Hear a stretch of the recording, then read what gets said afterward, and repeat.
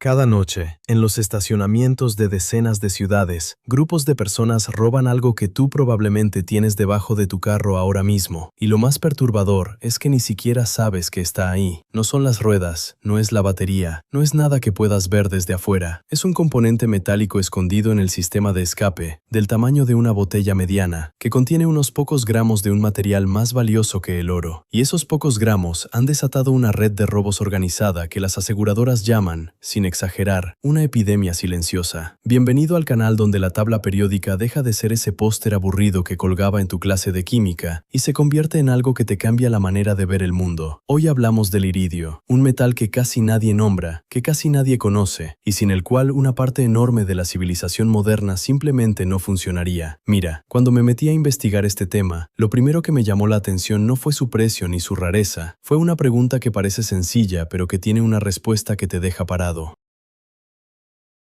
¿De dónde viene este metal? O sea, ¿de dónde viene de verdad? No de qué mina, sino de dónde en el universo. Y cuando encontré la respuesta, estuve un buen rato sentado sin hacer nada, procesando lo que acababa de leer, porque el iridio no se forma en una estrella normal. No es como el hierro o el carbono, que nacen en el interior de estrellas durante millones de años de fusión tranquila. El iridio necesita algo mucho más violento para existir. Necesita el tipo de evento que hace que una explosión de supernova parezca un fuego artificial de barrio. Y llegaremos a eso, te lo prometo, porque es la parte de esta historia que más me quitó el sueño. Pero primero quiero que te imagines algo. Estás manejando tu carro por una avenida cualquiera, el aire huele a asfalto caliente y a lluvia reciente, hay tráfico, hay bocinas, hay ese ruido de ciudad que ya ni escuchamos porque lo tenemos tan normalizado. Y debajo de tu carro, a unos pocos centímetros del suelo, hay un objeto que contiene átomos que viajaron miles de millones de años a través del espacio antes de llegar a la Tierra.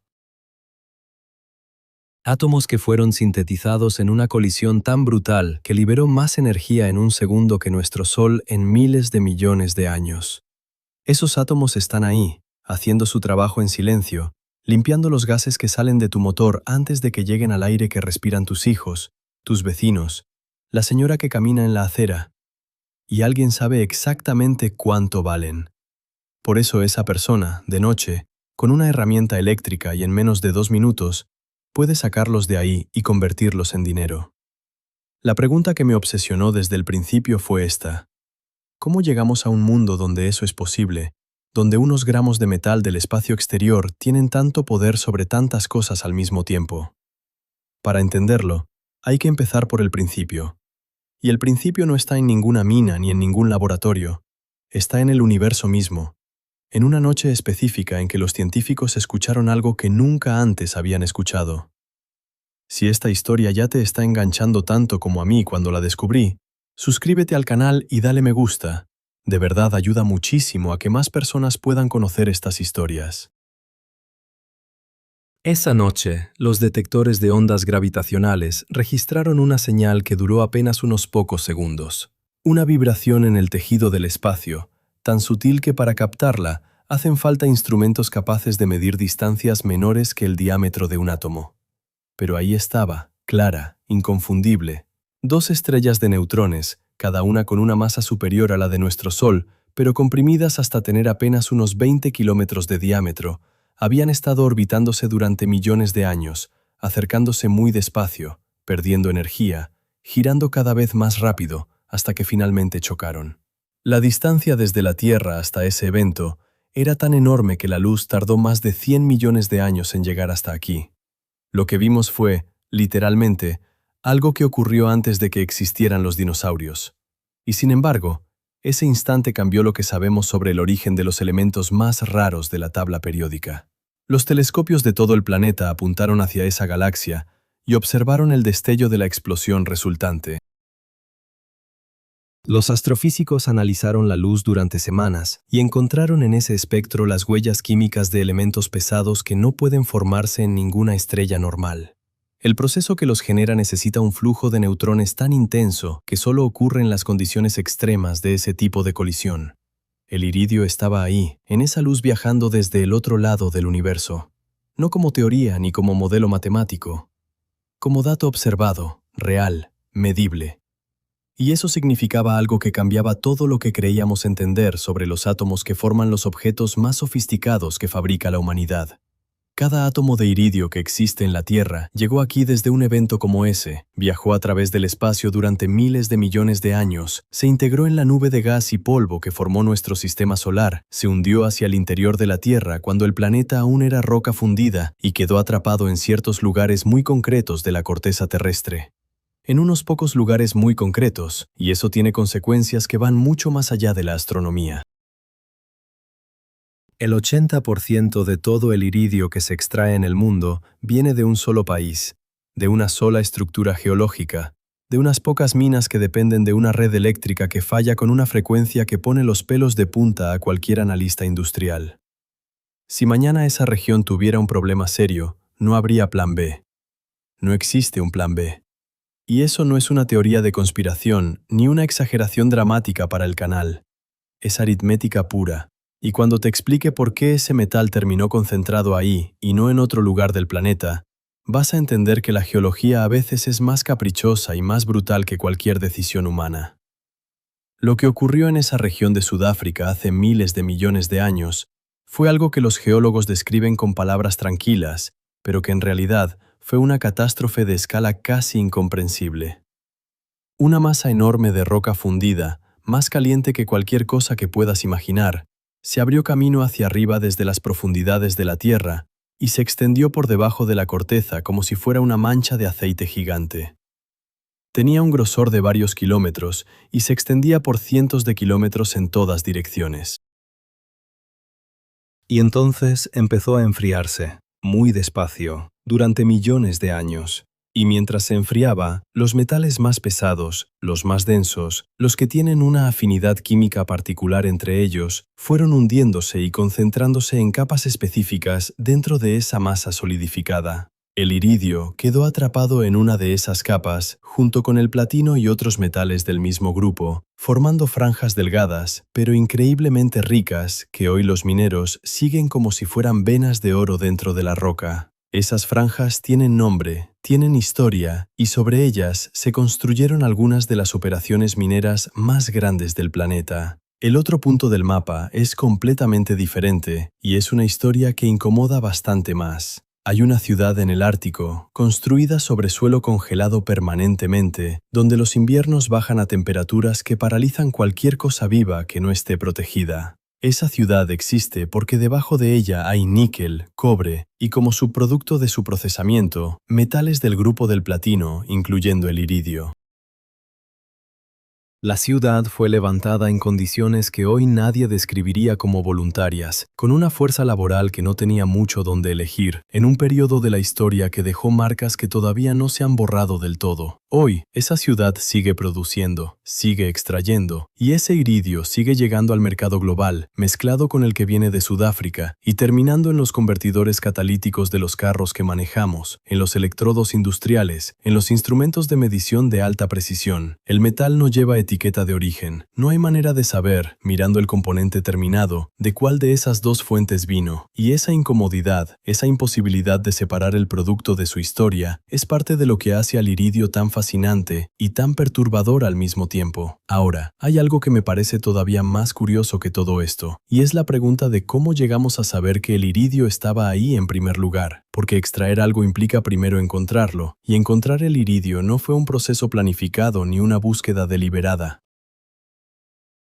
Fue un accidente protagonizado por alguien que tenía los ojos bien abiertos cuando la mayoría los habría cerrado. Hay un químico del siglo pasado del que casi nadie habla fuera de los libros especializados, y cuya historia me parece una de las más reveladoras que he encontrado investigando este canal. Se llamaba Andrés Villanueva, trabajaba en un laboratorio pequeño y mal ventilado, con ese olor permanente a ácido y a metal caliente que se te pega a la ropa y no se va ni lavando. No era un romántico de la ciencia, era metódico, frío en su manera de trabajar, y tenía un interés muy concreto en los minerales de platino, porque en ese momento el platino era un negocio lucrativo, y él lo sabía. Había desarrollado una técnica propia de purificación que le daba ventaja sobre sus competidores y la guardaba con el mismo celo con que otros guardan una receta familiar. Compraba mineral en bruto, lo procesaba, vendía platino puro, simple, rentable y durante un tiempo perfecto, pero había algo que no cuadraba. En el fondo de sus recipientes, después de cada ciclo de purificación, quedaba un residuo que no debería estar ahí. Una materia oscura, densa, que no respondía a los procesos químicos como se suponía que debía responder. La primera vez que lo vio, lo anotó en su cuaderno con un signo de interrogación y siguió adelante. La segunda vez, lo anotó de nuevo. La tercera vez, se quedó mirándolo un buen rato. Hay algo en ese momento, en esa imagen de un hombre solo en un laboratorio a media tarde, con olor a ácido en el aire y ese residuo extraño en el fondo del recipiente, que me parece el núcleo de toda esta historia, porque en ese instante había dos caminos. Uno era fácil: descartar el residuo como impureza, limpiar el recipiente y continuar con el proceso. El otro era incómodo, lento y sin garantía de llegar a ningún lado. Villanueva eligió el segundo. Pasó semanas analizando ese material, repitió los experimentos, cambió las condiciones, probó disolventes distintos, midió, anotó, volvió a empezar, y al final de ese proceso tenía en sus manos algo que no existía en ningún catálogo conocido: un metal nuevo, denso, plateado, con una resistencia química que lo hacía prácticamente indestructible en condiciones donde otros metales se degradaban en horas. Lo que Villanueva no podía saber en ese momento es que lo que tenía en sus manos iba a dormir en los libros de química durante más de 100 años sin que nadie supiera realmente para qué serviría. Durante más de 100 años, el iridio estuvo básicamente tirado en un cajón, no metafóricamente, de manera casi literal. Los catálogos de los proveedores de metales lo listaban entre sus productos con un precio altísimo y una columna de usos que cabía en 2 líneas: joyería de alta gama, algunos instrumentos de precisión. Un metal nacido en la colisión más violenta del universo, descubierto por alguien que se negó a tirar un residuo incómodo, y la humanidad, durante más de un siglo, básicamente no supo qué hacer con él. Eso me parece una de las ironías más grandes que he encontrado en toda esta historia. Y mientras el iridio dormía en sus catálogos, las ciudades crecían, no de manera tranquila y ordenada, crecían de golpe, con esa energía caótica y ruidosa de las décadas en que los carros pasaron de ser un lujo a ser una necesidad. Las avenidas que antes olían a lluvia y a tierra mojada empezaron a oler a algo distinto, un olor denso, metálico, que se pegaba en la garganta y no se iba. Las grandes ciudades de mediados del siglo pasado tenían ese olor permanente, esa capa de aire gris que en los días sin viento se quedaba quieta sobre los edificios como una manta húmeda. La gente tosía más, los niños tenían más problemas respiratorios, los médicos veían pacientes con los pulmones irritados sin haber fumado un solo cigarrillo en su vida. Y durante un tiempo nadie conectó esos puntos con claridad, porque el problema estaba en todas partes al mismo tiempo, y eso lo hacía invisible. Hasta que algunas ciudades llegaron a un límite que ya no se podía ignorar. Hubo días en que la niebla tóxica era tan densa que la gente salía a la calle con los ojos llorosos a los pocos minutos. Días en que los hospitales registraban picos de consultas respiratorias que los médicos no sabían cómo explicar. Los gobiernos empezaron a recibir presión, primero de los científicos, luego de la prensa, luego de la gente en la calle que simplemente quería poder respirar sin sentir que el aire le raspaba por dentro. Y cuando los reguladores finalmente actuaron, lo hicieron con una exigencia que a los fabricantes de carros les pareció imposible de cumplir.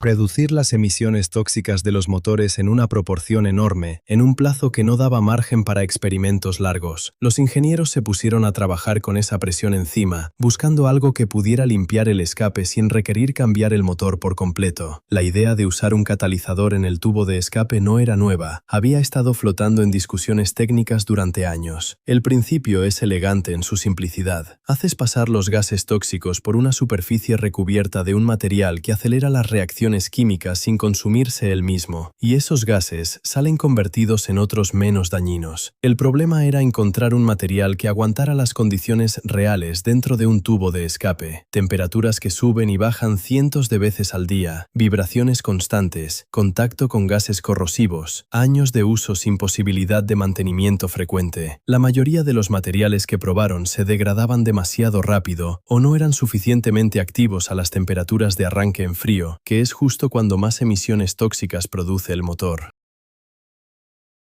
Y entonces alguien en un laboratorio de materiales sacó del catálogo ese metal que llevaba décadas sin llamar la atención de nadie y lo puso en la lista de candidatos casi sin mucha esperanza. Los resultados los dejaron callados. El iridio aguantaba. Aguantaba el calor, aguantaba los ciclos de temperatura, aguantaba la exposición química. Y su actividad catalítica en ciertas reacciones críticas era mejor que la de cualquier alternativa conocida. No era el único metal que entraba en la solución final, pero era una pieza que sin ella el sistema no funcionaba igual. Fue uno de esos momentos en que la ciencia te recuerda que la naturaleza no organiza sus propiedades pensando en los mercados ni en los plazos de los reguladores. Simplemente son las que son, y cuando finalmente haces la pregunta correcta, la respuesta estaba ahí todo el tiempo, esperando que alguien la encontrara. Pero entender por qué el iridio funciona tan bien dentro de ese sistema requiere entender algo que parece técnico, pero que en realidad es fascinante cuando lo ves desde el ángulo correcto. Imagínate que el escape de un motor es como una mezcla de ingredientes que no deberían estar juntos. Tienes monóxido de carbono, que es un gas tóxico que el cuerpo no detecta ni por olor ni por color y que en concentraciones altas puede ser muy peligroso. Tienes hidrocarburos que no se quemaron del todo dentro del cilindro y salen tal cual al aire. Y tienes óxidos de nitrógeno, que son los más problemáticos de todos porque bajo la luz del sol reaccionan con otras cosas en la atmósfera y generan ese ozono a nivel del suelo y esa neblina química que irrita los pulmones y enferma a la gente. El convertidor catalítico es el dispositivo que intercede entre el motor y el aire que respiramos. Tiene dentro una estructura de cerámica con millones de canales del grosor de un cabello, y las paredes de esos canales están recubiertas de una capa finísima de metales que incluye al iridio. Cuando los gases calientes pasan por esos canales a alta velocidad, entran en contacto con esa superficie y en fracciones de segundo ocurren las reacciones que convierten los tóxicos en nitrógeno, dióxido de carbono y vapor de agua, gases que ya estaban en el aire antes de que tu motor arrancara esta mañana. La superficie total de contacto dentro de ese dispositivo, si pudieras desplegarlo completamente, sería comparable a la de una cancha de fútbol, todo comprimido en un objeto del tamaño de una botella grande que cuelga debajo de tu carro, y la cantidad de iridio que hay ahí es minúscula en términos de peso, pero enorme en términos de valor, y enormísima en términos de impacto real sobre la calidad del aire de las ciudades. Las mediciones de contaminación en las grandes ciudades mejoraron de manera significativa en las décadas posteriores a la adopción masiva de estos dispositivos, y eso ocurrió mientras el número de carros seguía creciendo. Sin el convertidor catalítico, el aire de cualquier ciudad grande hoy sería irrespirable. Eso no es una exageración, es lo que dicen los datos. Y en el centro de ese logro, hay unos pocos gramos de un metal que durante más de 100 años no le importó a casi nadie, y que ahora resulta ser tan necesario que lo que viene a continuación con su precio y con lo que desató en los mercados es algo que cuesta creer. En su mejor momento, el precio del iridio superó al oro por un margen tan grande que los analistas del mercado dejaron de usar comparaciones normales porque simplemente no tenían sentido. No estamos hablando de un 20% más caro, ni del doble. Estamos hablando de un metal industrial que vive escondido debajo de los carros, que alcanzó un precio que hacía ver al oro como algo accesible. Y lo más desconcertante es que nadie en los mercados financieros lo vio venir con claridad, porque el mercado del iridio es tan pequeño y tan opaco que cuando se mueve de golpe y sin avisar. Para entender lo que pasó, hay que entender primero la escala del problema. La producción mundial anual de iridio cabe en un espacio ridículamente pequeño. Si juntaras todo el iridio que se extrae en el planeta en un año, no llenarías ni la sala de una casa modesta. Es así de poco. Y ese poco va casi en su totalidad a un solo destino, los convertidores catalíticos que ya explicamos antes. Eso significa que el mercado no tiene colchón. No hay reservas estratégicas significativas acumuladas en bóvedas, esperando cubrir un déficit. Cuando la demanda sube un poco más de lo esperado, o cuando la oferta cae aunque sea un poco, el precio no sube gradualmente, da un salto. Y eso fue exactamente lo que ocurrió cuando varios factores malos coincidieron al mismo tiempo. Las regulaciones ambientales en distintas regiones del mundo se endurecieron y exigieron convertidores más eficientes con mayor cantidad de metales del grupo del platino. Las fábricas de carros que habían reducido su producción durante la crisis sanitaria global empezaron a recuperarse y a pedir materiales a gran velocidad. Y justo en ese momento, las minas en Sudáfrica, que ya venían operando con problemas de suministro eléctrico desde hacía tiempo, sufrieron interrupciones serias. Cortes de energía que paralizaban las operaciones durante horas, a veces días, conflictos laborales que frenaban la extracción, una cadena de situaciones que por separado habrían sido manejables, pero juntas crearon un vacío en el mercado que el precio llenó de la única manera que sabe hacerlo, disparándose hacia arriba sin freno visible. Los compradores industriales entraron en pánico silencioso. Ese tipo de pánico que no sale en los titulares, pero que se siente en las llamadas entre directores de compras y proveedores, en los contratos que se firman a precios que hace 6 meses habrían parecido absurdos, en las decisiones de estoquear más material del necesario por miedo a que mañana sea aún más caro. Y ese comportamiento de acumulación preventiva alimentó más el alza. El precio subía porque la gente compraba más de lo que necesitaba, y compraba más de lo que necesitaba porque el precio subía. Un círculo que se alimentaba solo durante meses. Ahí fue cuando ocurrió algo que nadie en las juntas directivas de las empresas mineras ni en los departamentos de análisis de riesgo había modelado con suficiente seriedad. Los números llegaron a la calle, no de manera abstracta, de manera muy concreta, muy práctica y muy silenciosa. Alguien hizo la cuenta simple. Un convertidor catalítico promedio tiene pocos gramos de metales valiosos en su interior, pero con los precios en ese nivel, esos pocos gramos valían más que muchos objetos que la gente normalmente considera caros. Y sacar ese convertidor de debajo de un carro no requiere formación especializada ni herramientas sofisticadas. Requiere una herramienta eléctrica de corte, menos de 2 minutos en un estacionamiento oscuro y alguien esperando para comprarlo sin hacer demasiadas preguntas. Las denuncias empezaron a acumularse en las comisarías de ciudades de distintos continentes. Al principio parecían casos aislados. Luego los números empezaron a crecer de una manera que obligó a las aseguradoras a crear categorías nuevas en sus bases de datos. Decenas de miles de robos en un solo año en algunas regiones. Dueños de carros que salían por la mañana y encontraban su vehículo intacto por fuera, pero inutilizable por dentro porque el sistema de escape había sido cortado con precisión quirúrgica durante la noche. El sonido del motor arrancando sin el convertidor es inconfundible. Un rugido áspero y desproporcionado que te dice inmediatamente que algo falta. Ese sonido se volvió parte del paisaje sonoro de los estacionamientos en muchas ciudades durante ese periodo. Lo que más me impresionó cuando investigué esto no fue la escala de los robos, sino la cadena que había detrás. Lo era gente actuando sola por desesperación. Era una cadena organizada con compradores intermediarios que sabían exactamente qué estaban adquiriendo, con puntos de procesamiento donde el material llegaba y se preparaba para entrar al circuito de reciclaje industrial y con un destino final que era completamente legítimo. Los metales terminaban en plantas de refinación que los recuperaban y los devolvían al mercado. El metal del espacio exterior, nacido en una colisión cósmica, extraído con enorme dificultad de las entrañas de la Tierra, procesado durante meses en instalaciones especializadas, instalado en un carro con precisión de ingeniería, terminaba su ciclo pasando por las manos de una red clandestina en un estacionamiento de barrio. Hay algo en esa imagen que dice más sobre cómo funciona el valor en el mundo real que cualquier libro de economía que yo haya leído. Pero la historia del iridio no se agota en los convertidores ni en los robos. Hay una dimensión de este metal que casi nunca aparece cuando se habla de él y que conecta directamente con algo mucho más cercano y mucho más personal que la química del escape de un motor. Hay gobiernos que firmaron declaraciones públicas condenando a ciertos países productores de iridio mientras sus empresas seguían comprando ese mismo metal en silencio, porque sin él, sus propias regulaciones ambientales eran imposibles de cumplir. Eso no es un rumor ni una teoría. Es lo que ocurrió durante décadas con distintos actores en distintos momentos de la historia reciente. Y lo más revelador no es la contradicción en sí misma, sino la razón detrás de ella. Nadie tomó esa decisión con alegría. La tomaron porque la alternativa era peor, y porque la tabla periódica no negocia con nadie.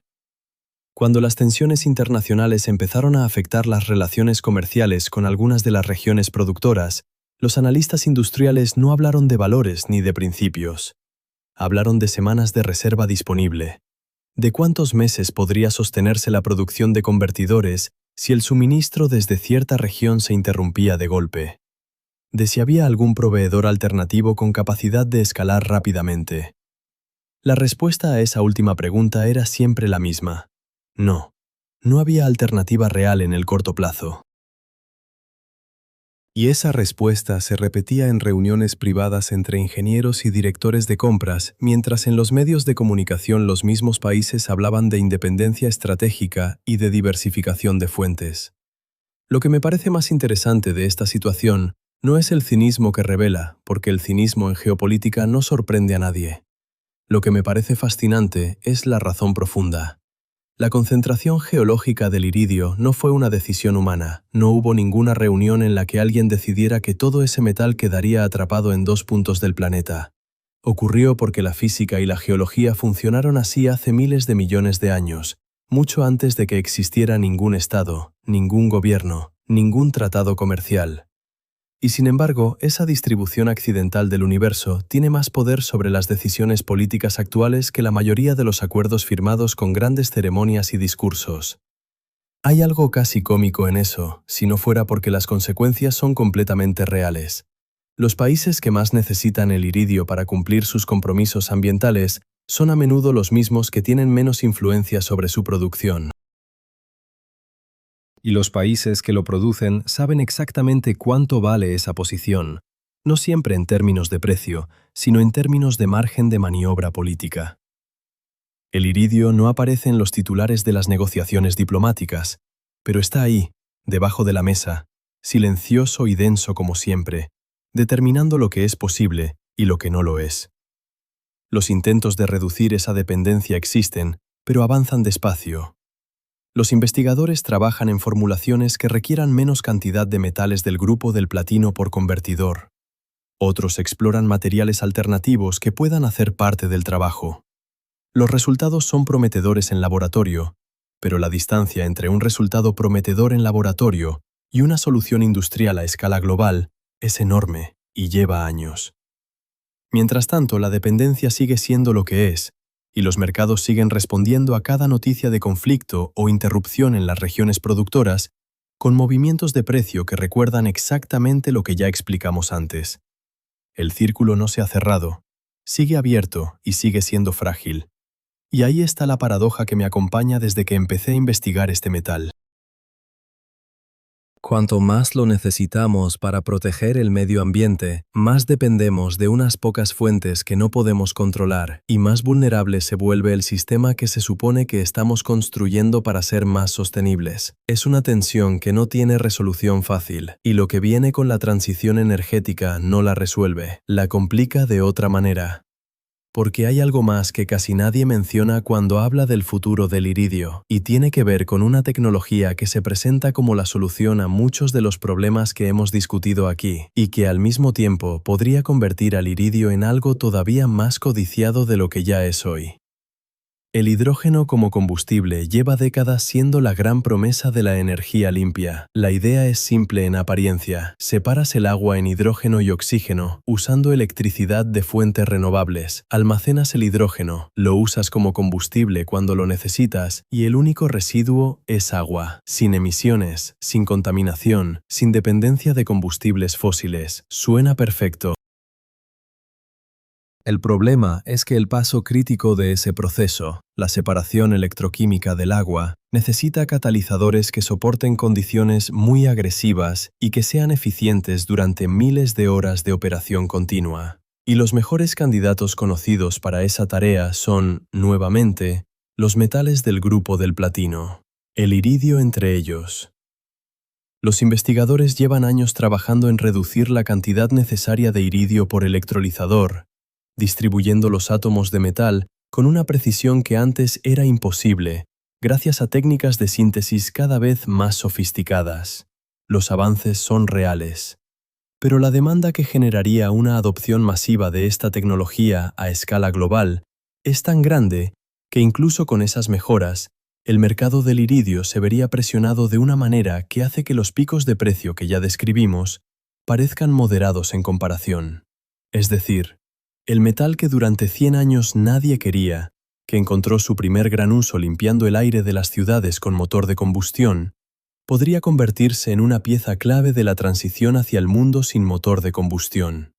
Dos eras de la energía humana, y el mismo metal en el centro de las dos. Eso no lo planeó nadie. Nadie se sentó a diseñar ese arco. Ocurrió porque las propiedades del iridio son lo que son, porque la física no cambia de opinión según las tendencias del mercado. Y aquí es donde quiero conectar todo lo que hemos recorrido hoy, desde esa colisión de estrellas de neutrones hace miles de millones de años, hasta los estacionamientos oscuros, hasta las reuniones diplomáticas con el metal debajo de la mesa, hasta los laboratorios de hidrógeno verde, con algo que me parece la verdadera lección de esta historia. Andrés Villanueva, ese químico del que hablamos antes, no estaba buscando el metal que limpiaría el aire de las ciudades del futuro. No tenía idea de lo que estaba descubriendo más allá del dato inmediato de que era algo nuevo. El científico que décadas después encontró en ese metal una herramienta para hacer química farmacéutica de precisión, no estaba pensando en pacientes ni en medicamentos, estaba pensando en un problema técnico concreto que le resultaba interesante. Los astrofísicos que apuntaron sus telescopios hacia esa galaxia distante no estaban pensando en convertidores catalíticos ni en electrolizadores.